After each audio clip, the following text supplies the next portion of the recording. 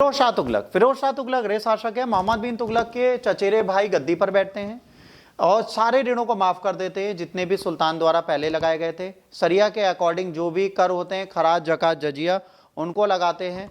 ब्राह्मणों पर जजिया कर लगाते हैं, जो ब्राह्मण होते हैं उन पर जजिया कर लगाते हैं। सरकारी पद सैनिक तथा असैनिक को वंशानुगत कर देते हैं। अधिकतर सैनिकों को वेतन के बदले जागीर देने की प्रथा को पुनर्जीवित कर देते हैं। आफिफ के अनुसार सुल्तान ने एक घुड़सवार को अपने खजाने से एक टंका दिया ताकि वह रिश्वत देकर अपने घोड़े को पास करा सके। तो ये क्लियर होता है कि ये रिश्वत खोरी को बनाते थे। पहले सुल्तान है जिसने शासक थे जिसने राज्य की आमदनी का ब्यौरा तैयार कराया। फिरोज तुगलक के समय इजारेदारी पुनः बढ़ गई। उसके सैनिकों के पदों को वंशानुगत बना के सैनिकों की योग्यताओं की जांच करने के सरकारी अधिकार को नजरअंदाज किया और इसने कहा यदि आप सेना में आना चाहें आए, यदि आप बुजुर्ग हो गए अपने बेटे को भेजें, बेटा नहीं है दामाद भेजें, दामाद नहीं है तो सर्वेंट भेजें, पर पद आपके पास रहे। आफीफ के अनुसार उसके द्वारा भर्ती किए गए गुलामों की संख्या 1,80,000 थी। विश्व भर के गुलाम ये रखता था। सुल्तान का आदेश पारित था यदि कोई सैनिक वृद्धावस्था के कारण घोड़े पर सवारी करने में असक्षम है, अपने स्थान पर एजेंट के रूप में अपने पुत्र न होने पर, दामाद न होने पर गुलाम को भेज सकता है, पर वह सेना में सेवारत माना जाएगा। फिरोज ने एक रोजगार दफ्तर स्थापित किया बेकार व्यक्तियों को कार्य दिलाने हेतु। दिल्ली सुल्तान में फिरोज पहला सुल्तान था। इस्लाम के कानून और वर्ग के राज्य को प्रधानता दी। पहला सुल्तान था जिसने विजयों तथा युद्धों की तुलना में अपनी प्रजा की भौतिक उन्नति को श्रेष्ठ स्थान दिया और शासक के कर्तव्यों को विस्तृत किया और इस्लाम धर्म को राज्य शासन का आधार बनाया। फिरोज तुगलक को शशगनी 6 जीतल का नामक एक सिक्का चलाया। आफीफ के अनुसार सुल्तान ने अद्धा और बिक नामक तांबे और चांदी का सिक्का चलाया। फिरोज ने अपने को खलीफा और नाइब पुकारा और सिक्कों पर खलीफा नाम अंकित करवाया। फिरोज ने सिक्कों पर अपने नाम के साथ अपने पुत्र अथवा उत्तराधिकारी फतह खान का भी नाम अंकित करवाया। फिरोज तुगलक द्वारा स्थापित विभाग हैं दीवाने खैरात दान विभाग, दारुल सफा निःशुल्क अस्पताल, दीवाने बदगन दास विभाग, रोजगार विभाग, दीवाने खाना कारखाना। प्रशासन का सबसे अधिक महत्वपूर्ण उपलब्धि हाशी और सिरसा क्षेत्रों पर पानी की कमी को दूर करना और उसके लिए नहरों को खुदवाना था। एक नहर सतलज नदी से देपालपुर तक तथा दूसरी यमुना से सिरमूर के पास खुदवाई गई। नहर प्रणाली के निर्णय के बाद उसने शर्स और हक सर नामक सिंचाई कर लगाए जो भूमि की उपज का 10% था। उसने नियंत्रणाधीन फलों के 1200 बाग लगाए। उसके काल में टोपरा और मेरठ से अशोक के स्तंभों को दिल्ली लाया गया। उसके द्वारा स्थापित प्रसिद्ध नगर हिसार, फिरोजाबाद, जौनपुर, दिल्ली का फिरोजाबाद, जौनपुर की स्थापना अपने भाई जौना खान की स्मृति में की थी। फिरोज इस युग के सबसे महान धर्मांध क्षेत्र में सिकंदर लोधी और औरंगजेब का अग्रज माना जाता है। उसने जगन्नाथ मंदिर को हानि पहुंचाई। ज्वालामुखी मंदिर से संस्कृत के कुछ पुराना दस्तावेज दिल्ली लाया। इस काल में संगीत पर प्रसिद्ध पुस्तक क्या गुनियातुल गुनिया की रचना की गई।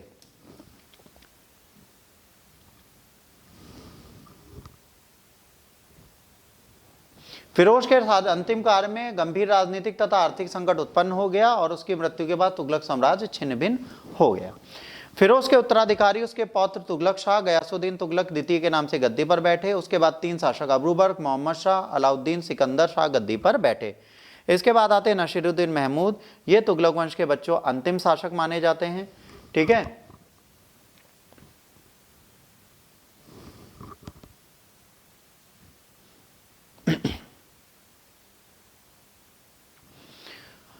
सुल्तान नसीरुद्दीन के शासनकाल में मध्य एशिया में महान मंगोल सेनानायक तैमूर भारत में आक्रमण करते हैं। 1398 में नसीरुद्दीन महमूद के साम्राज्य के संबंध में कथन है शाहजहां की सल्तनत के इतिहास में तुगलक वंश का साम्राज्य भारत में सबसे अधिक विस्तृत था। अब खिज्र खान 1414 से 1421 तक इन्होंने शासन किया। ठीक है, सैयद वंश के संस्थापक हैं खिज्र खान। खिज्र खान ने मंगोल आक्रमणकारी तैमूर को सहयोग दिया और उसकी सेवाओं के बदले उन्होंने तैमूर ने दिल्ली सल्तनत दे दी। तो यहां से क्या स्टार्ट हो जाएगा, यहां से स्टार्ट हो जाएगा सैयद वंश। सैयद वंश बहुत छोटा है तो इसीलिए इसी में हम लोग पढ़ लेते हैं। सैयद वंश यहां से स्थापित हुआ। और इसके 2-3 शासक थे। दूसरा मुबारक शाह बनता है, ठीक है। अब उसको दीपालपुर की सूबेदारी सौंप दी खिजर खान को। तैमूर के भारत से वापस आते खिजर खान ने स्वयं को उत्तर पश्चिम भारत में तैमूर और जसर को घोषणा करके शासन प्रारंभ कर दिया। खिजर खान ने सुल्तान की उपाधि धारण नहीं की, वह रैयत आला की उपाधि से संतुष्ट रहा। उसने अपने सिक्कों पर तुगलक शासकों के नाम रहने दिए। एक संप्रभु सम्मत शासक के रूप में शासन नहीं कर सका, परंतु तैमूर के पुत्र एवं उत्तराधिकारी शाहरुख के प्रतिनिधि के रूप में ही इसने यहाँ पर शासन किया।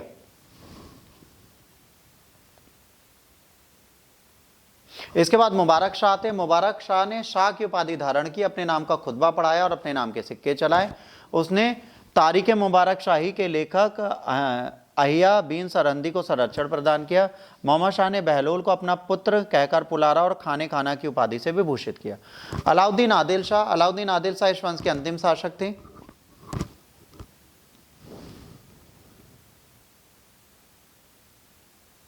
बहलोल लोधी ने इसे गद्दी से उतार दिया और लोधी वंश की स्थापना की। बहलोल लोधी गाजी के नाम से दिल्ली के सिंहासन पर बैठे। यह अंतिम दिल्ली सल्तनत का शासन है ना। उसने प्रथम अफगान साम्राज्य की नींव डाली। बहलोल लोधी ने अफगानों को एक महत्वपूर्ण शाखा साहू खेल से संबंधित था। बहलोल खान अफगानों के लोधी जाति का था।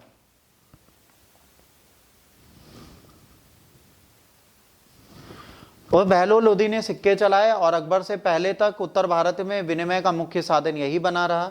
बहलोल लोधी ने अमीरों को मसद अली पुकारता था। सिकंदर सुल्तान का पहला सुल्तान सिकंदर पहला अफगान था जिसने संपूर्ण प्रभुता बादशाह की भांति व्यवहार किया। निजाम शाह ने 17 जुलाई 1489 को सिकंदर शाह की उपाधि धारण कर सुल्तान बना। सिकंदर लोधी बहलोल का उत्तराधिकारी हुआ, जो लोधी वंश का सर्वश्रेष्ठ शासक माना जाता है। 1504 में उसने राजस्थान के शासकों को अपने अधिकार को सुरक्षित रखने के लिए व्यापारिक मार्गों पर नियंत्रण स्थापित करने के उद्देश्य आगरा नगर की स्थापना की। यहाँ पर उसने एक किले का निर्माण कराया जो बादलगढ़ का किले के नाम से मशहूर था। 1506 में आगरा को सिकंदर ने राजधानी बनाया। उसके राज्य के हिसाब किताब और लेखा परीक्षण प्रणाली की शुरुआत की। उसने खाद्यान्न करों को समाप्त कर दिया, व्यापार के प्रतिबंधों को हटा दिया जिससे लोगों के आर्थिक समृद्धि को बढ़ावा मिले। नाप के लिए एक पैमाना गजे सिकंदरी उसी के समय में प्रारंभ किया गया जो प्रायः 30 इंच का होता था। उसने मुहर्रम और ताकिये निकालना बंद कर दिया। मस्जिदों को सरकारी संस्थाओं के रूप में प्रदान करके शिक्षा का केंद्र बनाने का प्रयत्न किया। सिकंदर लोधी ने हिंदुओं पर जजिया कर पुनः लगा दिया। एक ब्राह्मण को इसलिए फांसी दे दी क्योंकि उसका कहना था हिंदू और मुस्लिम धर्म समान रूप से पवित्र हैं। सिकंदर लोधी ने स्वयं के आदेश पर एक आयुर्वेदिक ग्रंथ का फारसी में अनुवाद किया जिसका नाम फरंगे सिकंदरी रखा गया। उसके समय पर गान विद्या के एक श्रेष्ठ ग्रंथ लज्जते सिकंदर शाही की रचना हुई। सिकंदर लोधी के अनुसार यदि मैं अपने एक गुलाम को भी पालकी में बैठा दूं तो मेरे आदेश पर सभी सरदार उसे अपने कंधों पर बैठाकर ले जाएंगे। वह गुलरुखी के उपनाम से फारसी में कविताएं लिखता था। 21 नवंबर 1517 में आगरा में उसकी मृत्यु हो गई। और सिकंदर लोधी के बाद बेटा इनके वंशज बैठेंगे, ठीक है, अंतिम शासक बैठेंगे इब्राहिम लोधी। सिकंदर लोधी की मृत्यु के बाद उसके पुत्र इब्राहिम लोधी अफगानों की सर्वसम्मति से दिल्ली के सिंहासन पर बैठे। अप्रैल 1526 को पानीपत के मैदान में युद्ध हुआ जिसमें इब्राहिम लोधी की हार हुई और इस प्रकार दिल्ली सल्तनत की समाप्ति के बाद मुगल वंश की स्थापना हो गई। यहाँ पर हम इस चैप्टर को ख़त्म करेंगे। अगला चैप्टर कल लेक्चर में आपको मिलेगा जिसमें इनके प्रशासन और सामाजिक स्थिति की बात करेंगे।